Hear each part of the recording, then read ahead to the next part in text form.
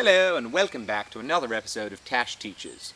Today I'm going to show you a quick tip you can use to expand the functionality of some of your pieces of outboard gear, especially those bits of equipment that are finicky and annoying to sequence and program on the devices themselves. With this technique you'll have full access to the wealth of inbuilt Bitwig modulators to add a bit more interest and motion to the sounds that you can create with your analog gear. I'm going to be demonstrating this technique on my MFB 301 Pro, this itsy-bitsy drum machine I got for €129 that sounds phenomenal but is a bloody nightmare to even imagine sequencing anything on, especially if I were to make any music in my lifetime. The only things you'll need today are a way to send MIDI from your computer to your piece of gear, and for your piece of gear to have parameters that are controllable over MIDI CC. I've set up my MFB 301 Pro to work well with this, but I've also mapped my microKORG and it works wonderfully. Without further ado, like a sweaty man stood beside a swimming pool on a summer's day, let's jump right in. In order to be able to sequence and modulate an external instrument from inside Bitwig, all we need to do is add an instance of hardware instrument. We're going to select our sound card as where the MIDI is being outputted from, and the corresponding MIDI channel. The 301 Pro by default transmits its note MIDI from channel 1, so we'll leave that as is, and the return we're just going to select is the input that the instrument is going into. In my case that's input 8.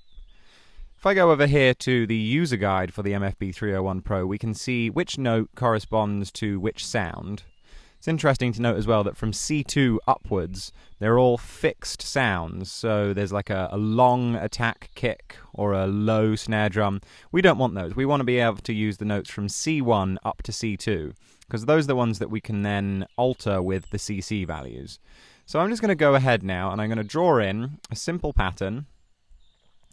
We'll put a kick on every beat. And we'll put a hat. And we'll put a snare. Oh, this is actually the snare. Cool. So let's play that in. Okay. Cool, but what if we wanted to change the sounds without having to A, touch the device itself or connect a MIDI controller? All we need to do is, before the instrument, add another instance of MIDI CC. Now, if we go back over to the guide, we'll see that CC3 corresponds to bass drum tuning. So if we put in 3, and we'll call this kick tune, now when I play the sound, I can control the tuning of the analog drum machine from a knob on the screen, which is brilliant. Okay, so if we go back over to the guide again, we can see that the next mappable parameter for the kick is the decay, which is 64. So we'll put that in, 64, and we'll call that kick decay. And the last one for the kick is CC value 2, which is kick attack. So if I remove some of these sounds for now, let's listen again and see if we can fuck around with the sounds.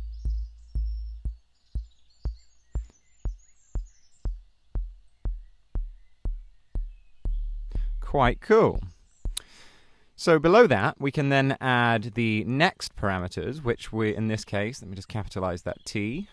In the next case, we can now add the snare. Snare tuning is 11. So we'll go in there and we'll say snare tune. Next up, we have the snare decay, 67. And we'll call that snare decay. And the final one is the what they call snare snappy, which is really just going between being like a tom and a white noise sound. So we'll put in 13 and I'll call that snare noise. So, oh god, I've done a double capital again. Okay, so let's load this up again and put the snare back in.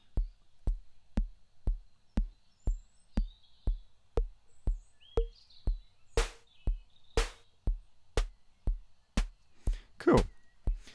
So I am now going to load up another MIDI CC,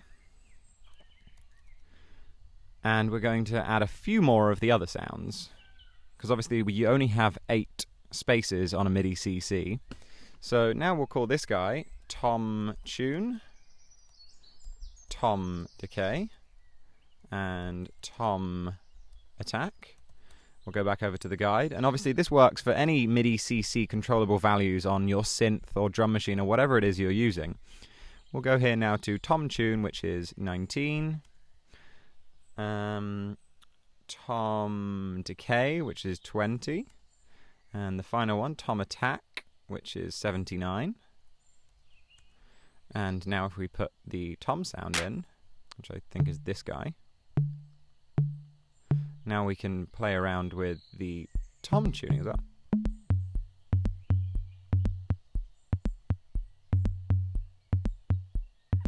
Very cool.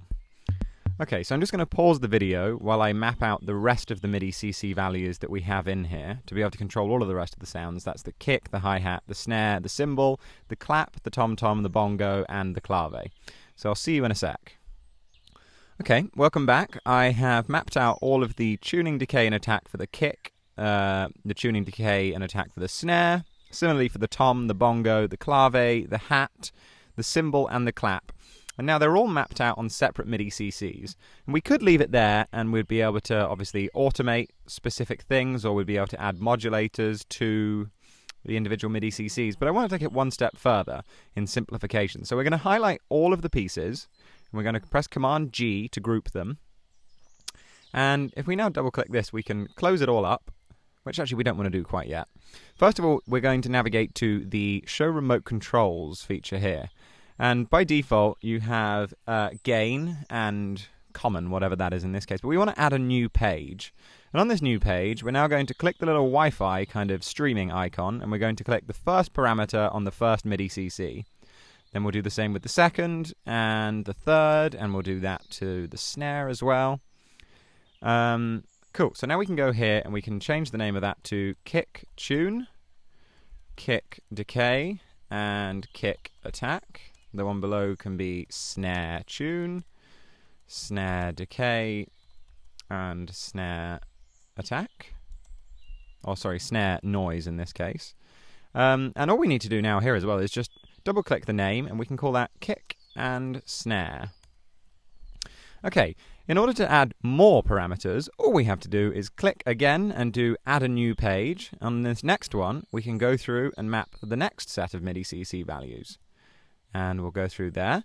And I'm just going to pause it again, and I'm going to see you in a sec when I've mapped these all out and given them all their own names on their own pages. Okay, welcome back. I have gone and I've added a page for the kick and the snare, a page for tom and bongo, clave and hat, cymbal and clap. And I can now double-click the instrument layer to hide all of this stuff, which we don't need to see anymore. And now I can save this. I can click it, and I have it set to Control-S to save as MFB 301 Pro. I'm going to replace that. And now if I play the MIDI clip, let's put a hat on every note. Oh, sorry. Turn down the velocity on that hat. Now I can go in here and I can say, okay, well, why don't we make the kick. Go to the hat. I have that on the clave and hat page.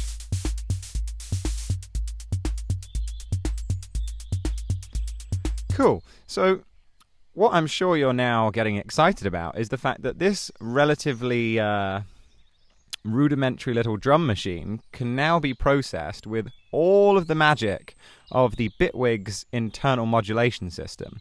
So why don't we now change the hat attack to be modulated via steps. So we'll put one of these guys on, and I'm going to click the modulation source and put up the decay all the way. And now as I play, I can add in the offbeat hats to be longer.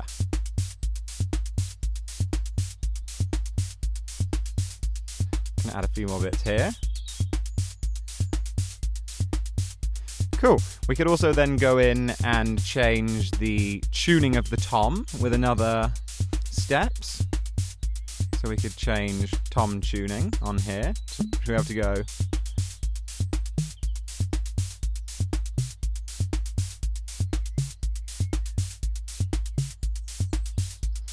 And obviously, because the tom decay is quite long, I can then change also.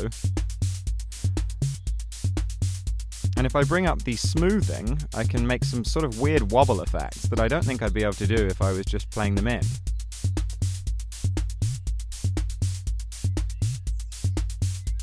Very cool. So then let's go to the snare, see what we can do there.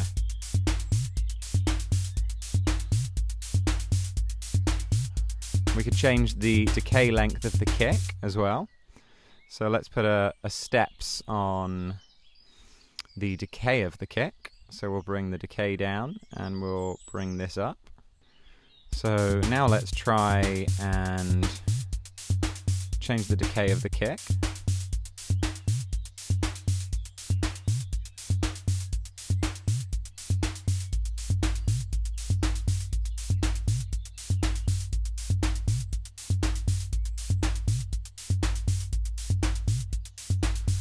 I mean, I think you can agree that this really does help expand the functionality of this €129 little drum machine to far beyond its worth.